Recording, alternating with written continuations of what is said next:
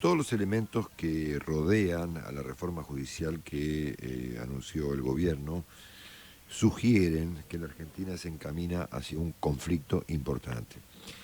Y básicamente ese conflicto radica en el hecho de que la reforma parece muy difícil de realizar. Ya hemos visto esto en varias oportunidades durante la etapa anterior del kirchnerismo, respecto de lo que ocurre cuando el gobierno postula una reforma cuyas posibilidades son complejas de poder hacerla, ¿no? Porque ahí es donde radica justamente la idea de la radicalización, ¿no? Es decir, el gobierno postula una reforma, esa reforma tiene muchos oponentes, muchas controversias, muchas críticas, resultados inciertos, procedimientos dudosos. Y justamente por ese motivo, cuando hay estos obstáculos, es cuando arrancan los conflictos, porque el gobierno, en este caso no sabemos el presidente, pero sí la señora Kirchner y la gente que la rodea, ahí es donde obviamente empiezan los problemas.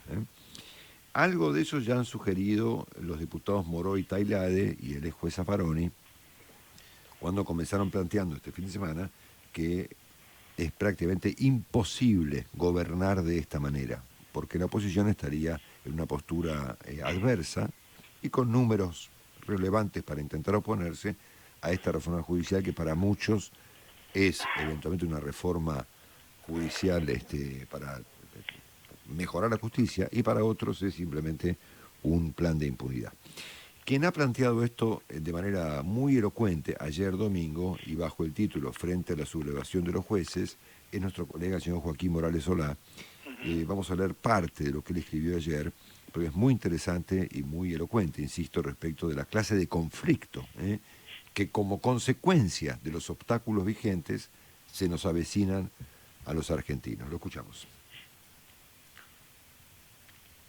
Es una María. situación casi sin antecedentes en la historia. Dos cámaras de apelaciones de la justicia se pronunciaron contra el proyecto del gobierno, ni siquiera contra una decisión firme, y sin tener un caso concreto que las habilitara a decidir. No lo pueden tener, porque un propósito como es la reforma judicial, que debe ser aprobado por el Congreso, no agravia a nadie por ahora. Esa fue la muestra más cabal del hartazgo de los jueces por las arbitrariedades de los dirigentes políticos del gobierno. Una reforma judicial cargada de consejeros, pero que carece de la opinión de magistrados, de fiscales y hasta de los propios jueces de la Corte Suprema. Desde la reforma del Consejo de la Magistratura en 2006, el kirchnerismo insiste en la teoría de que la política debe tener más injerencia en la estructura de la justicia, porque esta es una corporación inexpugnable y endogámica. Aquella reforma de hace 14 años se reservó para el oficialismo el mayor número de miembros del Consejo, el organismo de la justicia que debe administrar las designaciones, los ascensos, las sanciones y hasta la destitución de los jueces. La ideóloga de aquella reforma fue Cristina Kirchner, entonces senadora. Esa reforma fue declarada inconstitucional por la Cámara en lo contencioso administrativo. Ahora espera que la Corte Suprema confirme o anule ese fallo.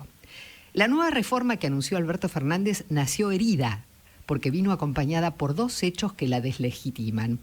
Uno es la presencia del abogado Carlos Veraldi en la comisión asesora sobre la reforma y sobre el futuro de la Corte Suprema. Vale la pena repetir que Veraldi es el principal abogado defensor de Cristina Kirchner. Su presencia en esa comisión fue un acto de poder claro, rotundo y explícito de la expresidenta. Veraldi aconsejará sobre el destino de la Corte, que es la instancia en la que se resolverán definitivamente todas las causas contra Cristina, la mayoría por supuestos hechos de corrupción. Acá viene una pregunta clave que formula Joaquín sobre el tema del doctor Veraldi. ¿Qué influirá más en Veraldi? ¿La necesidad de un tribunal mejor para el país en la cima de la justicia o los intereses de su defendida?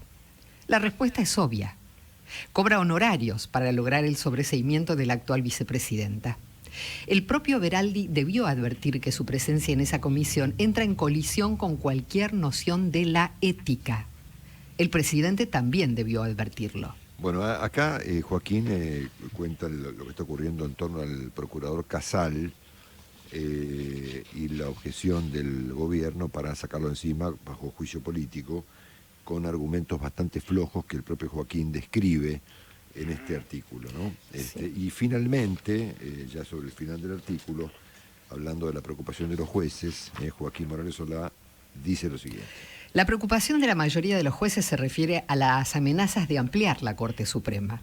Muchos son críticos de algunas decisiones de la Corte, pero saben que si el gobierno logra arruinar a esos 5 jueces supremos, el destino de ellos será mucho peor. Final de partida. Los presidentes de las asociaciones de magistrados y de fiscales, Marcelo Gallo Tagle y Carlos Rívolo, criticaron duramente la reforma. El gobierno cambió el camino para llegar al mismo destino. No se propone aumentar el número de jueces de la Corte, dice, sino ampliar las funciones de esta para que pueda interceder en cualquier tramo de los procesos. Cuando hayan convertido a la Corte Suprema en un tribunal más de apelaciones, dirán que el aumento del trabajo justifica un aumento del número de jueces. Todo se reduce a un juego dialéctico. La Corte Suprema confirmó en estos días la condena a Luis Delía por la toma de una comisaría. Podría confirmar también en los próximos días la condena a Amado Boudou, pero tiene una bala de plata. Confirmar la inconstitucionalidad de la reforma del Consejo de la Magistratura de 2006.